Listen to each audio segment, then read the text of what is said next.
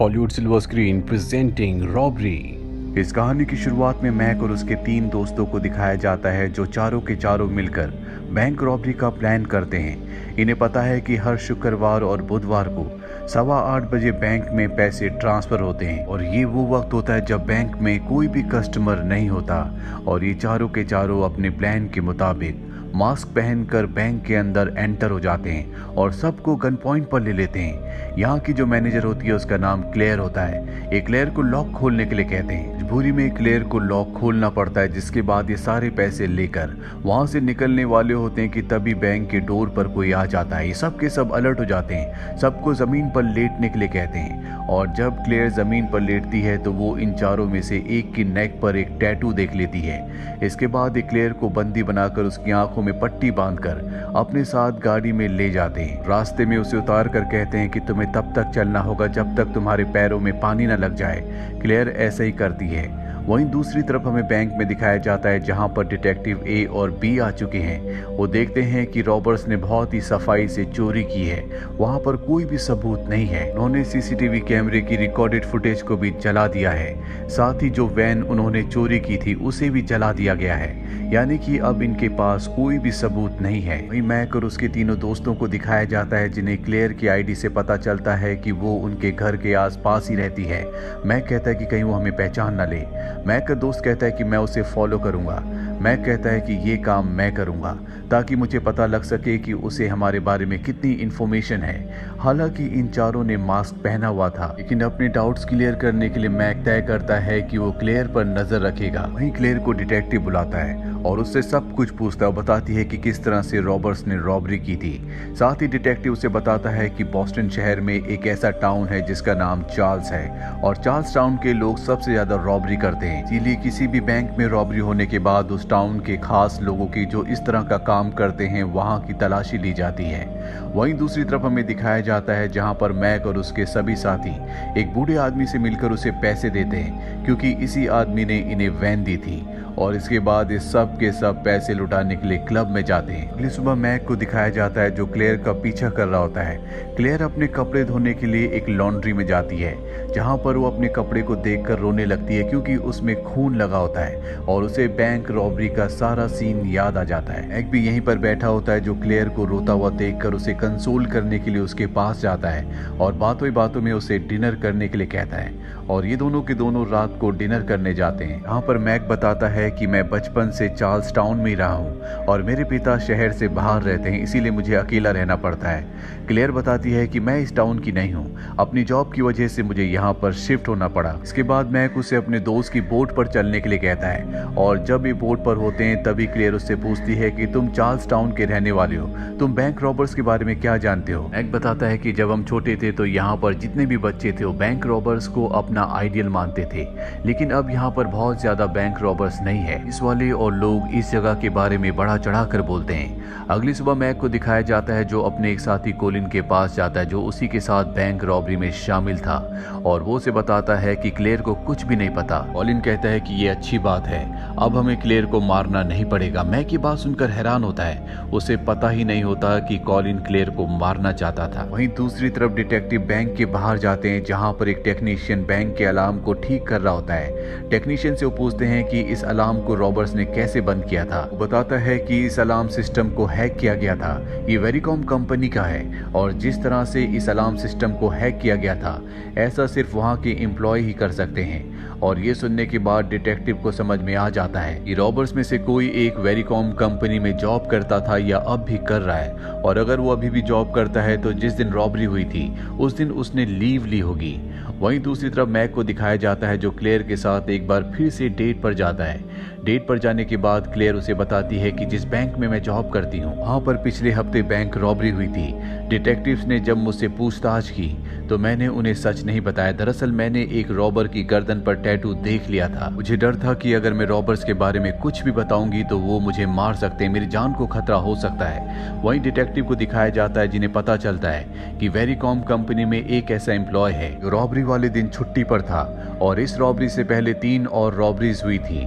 वो उन 3 दिनों भी छुट्टी ड्यूटी पर था और अब डिटेक्टिव्स को उस पर शक हो जाता है और ये आदमी और कोई नहीं बल्कि मैक का चौथा साथी रॉबर होता है। ये उसका पीछा करना शुरू करते हैं, जिसके बाद वो एक बारबेक्यू पार्टी में जाता है जहां पर मैक और उसके दोनों दोस्त भी होते हैं और यहाँ पर डिटेक्टिव इन चारों की फोटो खींच लेते हैं। जिसके बाद इनकी हिस्ट्री निकाली जाती है और डिटेक्टिव्स को पता चलता है कि इन चारों में से एक कार चोरी करने में माहिर है, दूसरा 18 साल की उम्र में एक लड़के को मार चुका है जिसके लिए उसे 9 साल की सजा हुई थी, तीसरा वेरिकॉम कंपनी में टेक्नीशियन है और चौथा मैक जो इन सब का लीडर है। मैक के पिता फ्रैगी नाम के एक बूढ़े आदमी के लिए ड्रग सप्लाई किया करते थे और ये चारों भी वही काम करते हैं। मैक के पिता इस वक्त भी जेल में है, आदि खुद भी वो चोरी के इल्जाम में 8 महीनों की सजा काट चुका है।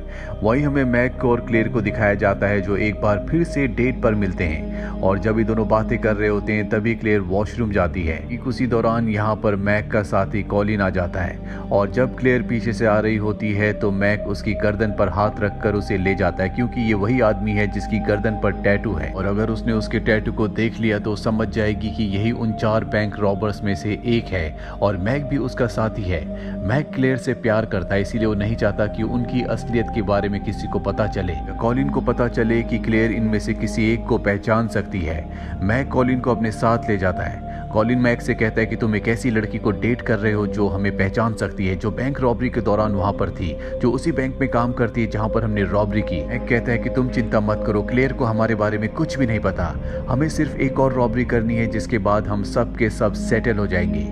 और अब ये एक और रॉबरी करने की तैयारी करते हैं। दरअसल जिस टाउन में ये रहते हैं वहां पर रॉबरी करना आम बात है। बॉस्टन शहर में जितनी भी रॉबरीज होती है वो सब इसी टाउन के लोग करते हैं और अब इस सब के सब पूरी तैयारी से एक और रॉबरी के लिए निकल पड़ते हैं। लेकिन इस बार इनका टारगेट बैंक की वैन होता है। बैंक की वैन तक पहुंच जाते हैं जिसमें पैसे हैं और जब ये पैसे निकालने की कोशिश कर रहे होते हैं तभी पीछे से एक गार्ड आकर मैक को गन पॉइंट पर ले लेता है और इससे पहले कि वो मैक को अपना मास्क उतारने के लिए कहता, कॉलिन पीछे से आकर गार्ड को गोली मार देता है जिससे उसकी मृत्यु हो जाती है और ये वैन से पैसे लेकर यहाँ से अपनी गाड़ी से निकल जाते हैं। और इनकी किस्मत इतनी अच्छी नहीं होती, पुलिस वाले अब भी इनका पीछा करते हैं और एक जगह इन्हें घेर लेते हैं, पर तभी ये अपनी गाड़ी से निकलकर पुलिस वालों की कार्स के इंजन पर गोली चलाते हैं जिससे उनकी कार खराब हो जाती है और ये पैसे लेकर एक बार फिर से निकलने में कामयाब हो जाते हैं। और रास्ते में रुककर जब ये पैसे अपने ट्रांसफर कर रहे होते हैं तभी इनके सामने पुलिस की एक गाड़ी रुकती है।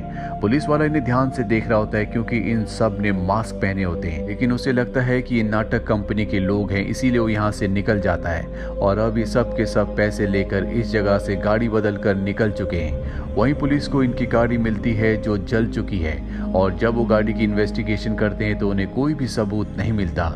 लेकिन अब डिटेक्टिव्स को इन चारों के ऊपर शक है इसीलिए वो इन चारों को गिरफ्तार कर लेते हैं। इनसे पूछताछ की जाती है लेकिन ये चारों कुछ भी नहीं बताते और अब डिटेक्टिव को क्लेयर पर भी शक है क्योंकि वो मैक से मिलती है, मैक को डेट कर रही है इसीलिए वो क्लेयर के पास जाता और बताता है कि हमने चारों सस्पेक्ट्स को पकड़ लिया है, हालांकि हमारे पास कोई भी सबूत नहीं है, लेकिन तुम मैक को डेट कर रही हो इसीलिए हमें तुम पर शक है क्योंकि बैंक रॉबरी के बाद तुमने जॉब छोड़ दिया था और अब तुम मैक को डेट करती हो। वहीं हमें मैक और कॉलिन को दिखाया जाता है। कॉलिन मैक से कहता है कि फ्रैगी ने हमें एक और बैंक रॉबरी करने के लिए कहा है, लेकिन मैक साफ साफ मना कर देता है। वो कहता है कि मैं इस काम को छोड़ रहा हूँ और इसके बाद वो फ्रैगी के पास जाता है और कहता है कि आज के बाद मैं तुम्हारे लिए काम नहीं करूँगा। फ्रैगी कहता है कि तुम्हारे पिता भी मेरे लिए काम करते थे और एक बार उन्होंने मुझसे यही कहा था जिसके बाद मैंने तुम्हारी मॉम को मार दिया और तुम्हारे पिता को जेल भिजवा दिया और अगर तुमने ऐसा नहीं किया तो मैं क्लेयर को मार दूंगा जिससे तुम प्यार करते हो और तुम्हारे साथ भी वही होगा जो तुम्हारे पिता के साथ हुआ था। मैक को मजबूरी में हाँ करना पड़ता है क्योंकि फ्रैगी एक बहुत बड़ा क्रिमिनल है, उसके सामने कोई कुछ नहीं कर सकता।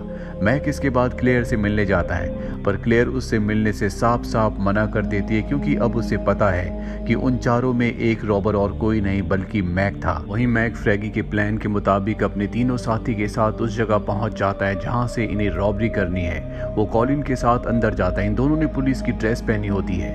वहां पर जितनी भी सिक्योरिटी होती है ये उन्हें गन पॉइंट पर ले लेते हैं और उनके हाथ बांध देते हैं और इसके बाद अंदर जाकर ये सारे पैसे निकाल लेते हैं। पैसे हासिल करने के बाद ये नीचे पार्किंग में जाते हैं जहां पर इनका साथी गाड़ी में इनका इंतजार कर रहा होता है। लेकिन यहाँ पार्किंग में बहुत सन्नाटा होता है। मैक को शक हो जाता है और जब वो विंडो से बाहर देखता है तो वहाँ पर पुलिस इनका इंतजार कर रही होती है। जैसे ही गाड़ी से बाहर निकलेंगे पुलिस वाले इन्हें गोलियों से भून डालेंगे, इसीलिए पुलिस वालों पर फायरिंग करना शुरू कर देते हैं। पुलिस वाले भी इनके ऊपर फायरिंग करते हैं और इसी दौरान एक ग्रेनेड अंदर फेंक दिया जाता है, जिसके ब्लास्ट से चारों तरफ सन्नाटा हो जाता है। इसी वक्त इनका एक साथी जो बाहर से पूरे सिस्टम को हैक कर रहा होता है वो अपनी गाड़ी से बाहर आता है और पुलिस उसे गोली मार देती है, जिससे उसकी मृत्यु हो जाती है। और अब मैक और कॉलिन का जो दूसरा साथी उनके साथ है वो कहता है कि मैं यहाँ से एम्बुलेंस लेकर बाहर जाऊंगा और ठीक उसी वक्त जब पुलिस का ध्यान मेरे ऊपर होगा तुम दोनों यहाँ से निकल जाना।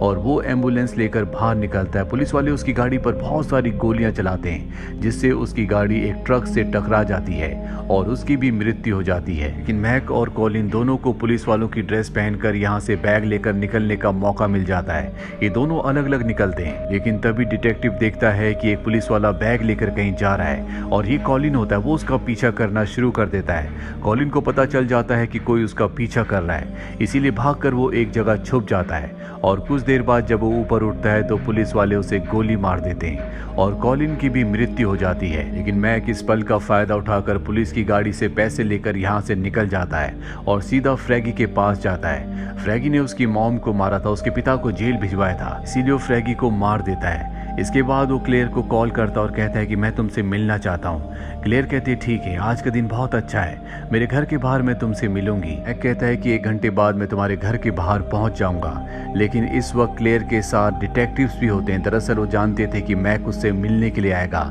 इसीलिए पहले वो उसके घर पर होते हैं। मैक दूरबीन से सब कुछ देख लेता है क्योंकि वो क्लेयर के घर के पास ही होता है। वहीं क्लेयर को दिखाया जाता है जो मैक का इंतजार कर रही होती है।